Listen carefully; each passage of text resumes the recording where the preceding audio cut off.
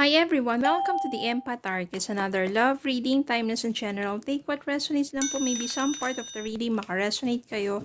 Some part of it hindi totally makaresonate na parang kwento ninyo ito. Or hindi naman kaya, iba't ibang mga energies, iba't ibang mga love connections. Tingnan natin kung ano yung mga gabay. Mga aral sa buhay, pag-ibig, and life in general ang ating mababatid sa reading na ito. Spirit guys, send me messages. Anong love connections ito? Lessons in life and guidance. Mga kaganapan. Then mga aral sa buhay, pag-ibig. Anong love connections ito? Lessons in life. Spirit guys, send me more messages.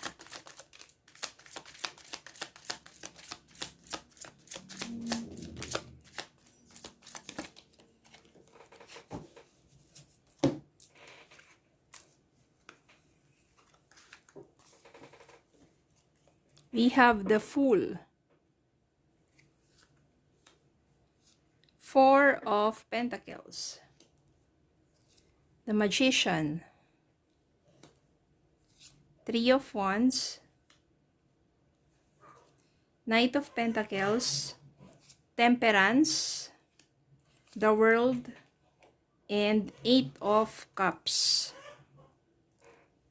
I can sense here, meron dito kasing Four of Pentacles at saka Eight of Cups. Abandonment. Maaring ikaw na yung umabandona sa person mo. Bakit? Hindi mo na nakayanan dahil Four of Pentacles dito, ibig sabihin, masyadong possessive ang person mo. Pagdating sa pera, masyado siyang mahigpit na parang hindi ka pinagkakatiwalaan as a partner. No, pagdating sa relasyon, ganun din. Sobra siya makapanakal sa'yo.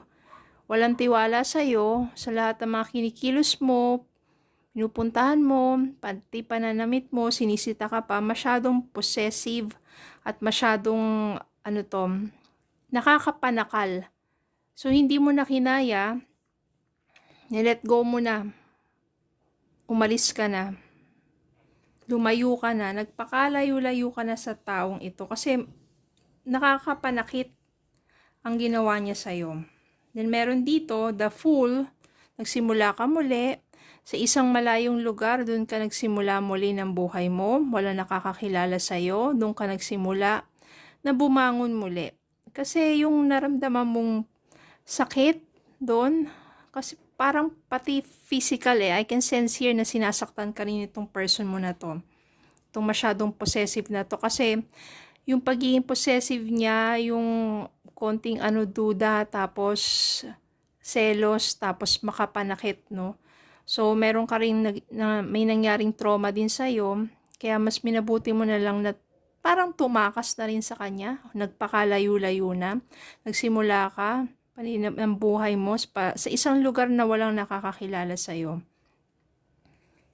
Okay, nandito yung manifestations mo na magiging maganda rin ang buhay mo.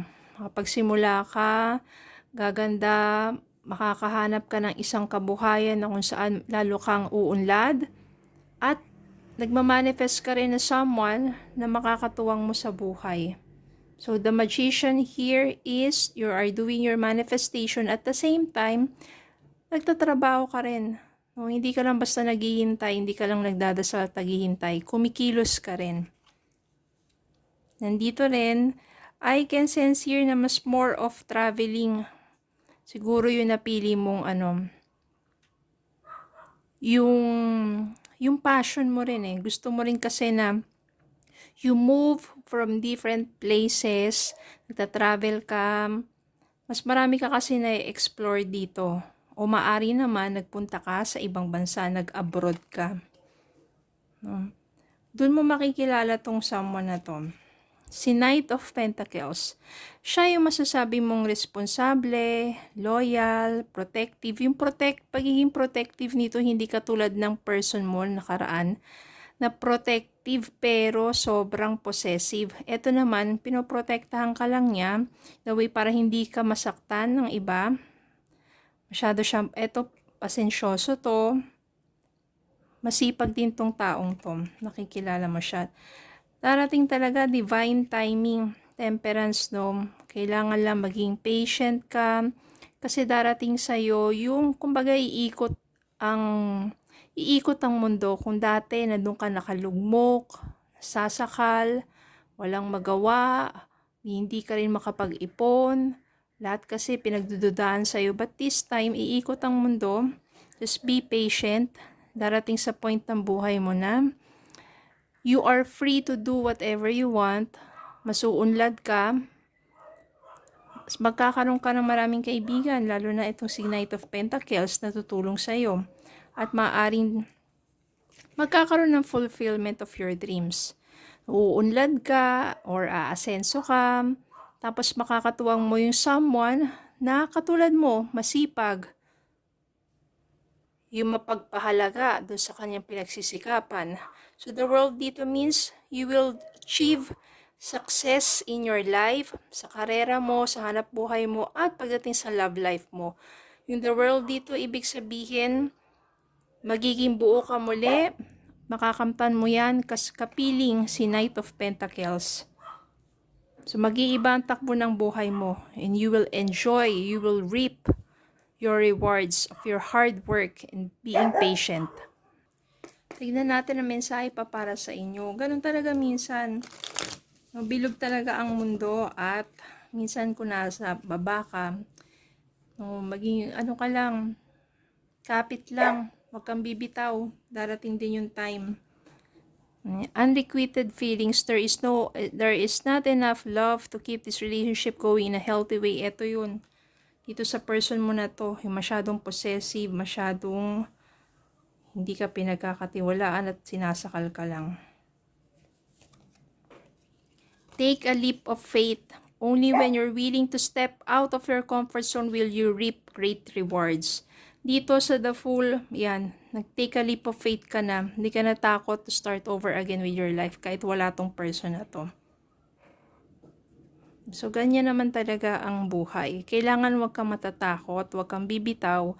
Kapag nandiyan ka sa hardship, sa relasyon man yan, sa karera o ano pa mang bagay sa buhay mo, tuloy lang, laban lang. Take a leap of faith.